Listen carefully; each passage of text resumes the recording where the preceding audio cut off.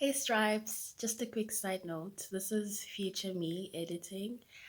This video was filmed a really long time ago, I think around May, if I'm not mistaken, April, May.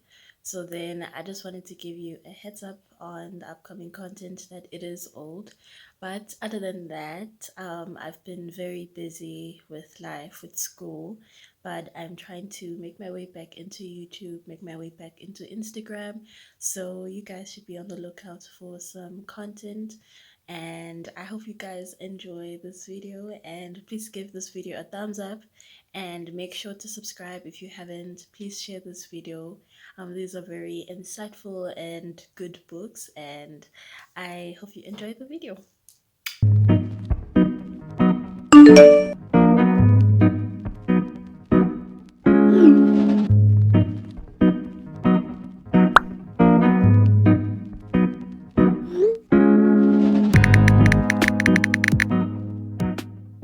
Hey Stripes, welcome back to another video. Thank you for tuning into my channel once again, and thank you for just taking the time to watch another video. I truly appreciate your support. And this video is all about book recommendations. I think part two. The first book recommendation I had made almost close to the beginning of the year for like books that you should read for 2023, and it has been my idea to kind of share my love for reading and my love for literature on my channel as well, because if I don't share the things I love, am I really doing this for myself? This book recommendation will be a little bit different from the first one. The first one had a wide range of genres: non-fiction, fiction, memoirs, spiritual books, and all of that, and I will link it up here. But then this video is all about non-fictional reads that have been really interesting and helped me time and time again. I just thought to share them with you guys just so you have something to read if you have no idea where to start. And if you're not really a fictional book type of person, then this is the video for you. So before I officially start talking about the books that I'm recommending, I'll just allow you to pause this video and subscribe down below if you haven't subscribed yet.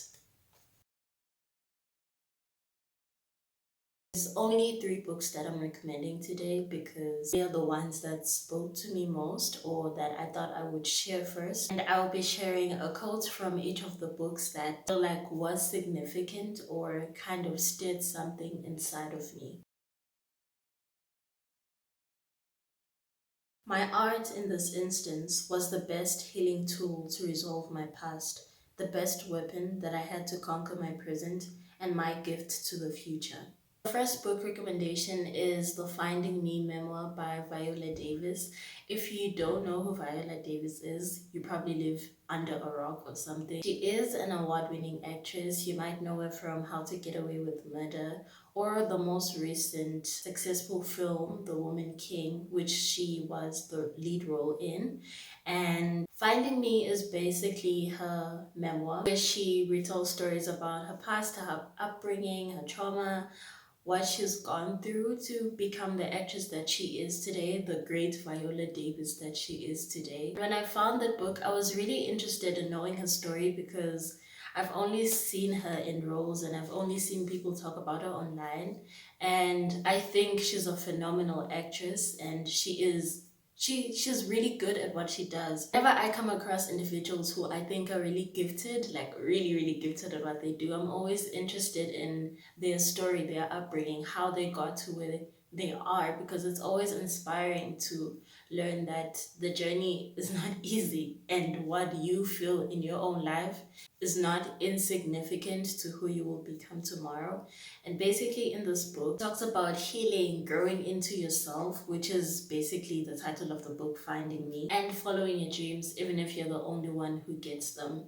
For her in this book, she basically explores how acting for her was a means and a way for her to truly express every range of emotion that you can imagine in the human experience, because as a child she wasn't really allowed to fully experience those things, or she was afraid to experience all those emotions because of how, like, the backlash from maybe her parents, backlash from like siblings, backlash from family, or just feeling as if I can't really feel these things because every day is a fight. I don't have time to be like sad or anxious or whatever and all those things.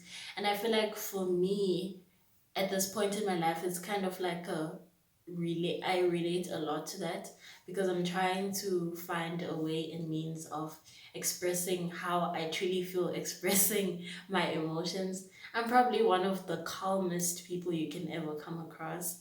And so I guess having that kind of thing in my mind has made me has made it not the easiest thing for me to express things such as annoyance, anger, or just sadness and all those things. So coming across a person who is so great at what they do and so successful in life but still feels all those things from like her past experiences or her day-to-day traumas and whatnot kind of makes me realize that the people that we sort of look up to, if I can say, or find inspiration from, or the people that we see as the greatest of all times, also are human beings.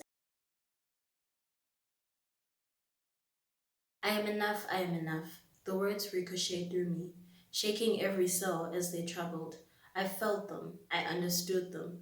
They fused into my bones. The thought galloped and jumped through my system like a racehorse. I called it out to the dark sky. I watched my proclamation bounce from star to star, swinging like Tarzan from carbon to carbon. I am whole and complete. I will never run out, and I am more than enough. And I think they call it a breakthrough. The second book I'm recommending is sort of like a comic memoir. I wouldn't really call it a memoir, but it's Everything I Know About Love by Dolly Alderton. At first, the title scared me because, funny story, there was a point in time in my life where anything that had to do with romance or being in a relationship or just anything that just had to do with like love that is romantic was like like was just like that's the best way I can describe it.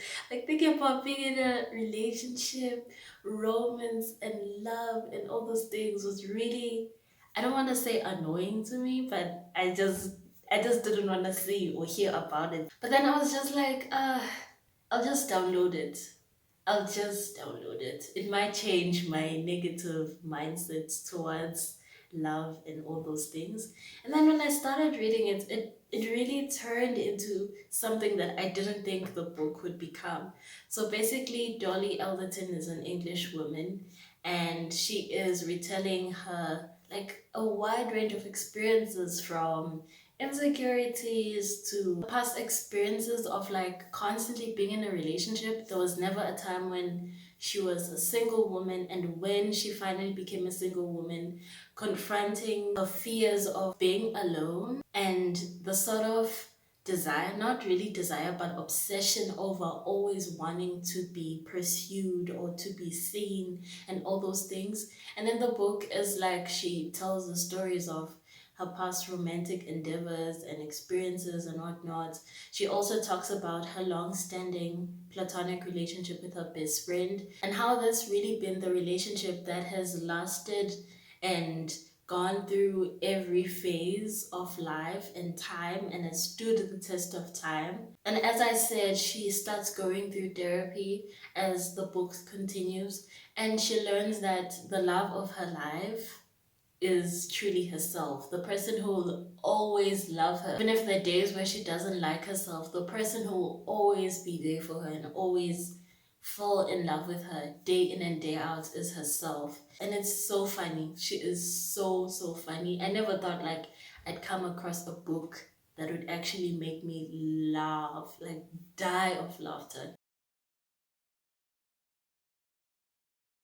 Like a seed, greatness lives inside you, but it must be cultivated as He guides you through the various seasons of change. And it is in the changes of life that the costliest transactions take place. So, Crushing by Bishop T.D. Jakes is a book that I come back to like constantly, constantly in my life. It is a book that it's not the easiest to read, especially because it has to do with the elements of the purpose in your pain the purpose in the things that seemingly feel like they're crushing you or just really making you really leaving you depleted and just not encouraged and feeling like, but God, why? Having those experiences being explained the lens of spirituality and to be more specific, the Christian lens, is not always easy, but it has definitely helped me to understand the purpose in my pain while not also like invalidating the experience that I'm going through. Like, you know how sometimes even as a Christian, right, you trust in God, you lean in Him, and all of that. And sometimes you go through periods of like feeling really depleted, feeling really depressed and down. And it is important to see purpose in that pain, but to just allow yourself to feel those things as well is important. It's a book that the reason why I say I go back to it time and time again is because when I truly feel content and like I feel like life is okay and I'm okay, it's not a book that I go back to. It's a book that I literally just I close and put aside. And then when I start feeling sad again, feeling depressed again, feeling like, oh God, not this again, I read it. Like I pick up where I left off.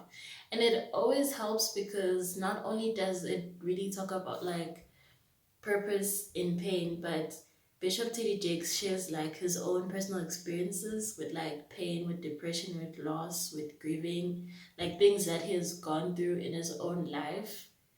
And God has used to empower not only himself but other people as well. Okay, Stripes, those were the three main book recommendations that I planned for today's video, and I hope that one of these books really catches your eyes because it's so important to read. It's a way to entertain yourself and also a way to really learn about things that you've never experienced before. So thank you for staying until this long, and I hope you guys like, if you like this kind of content, please comment down below. Make sure to give this video a thumbs up, and I will see you guys next time.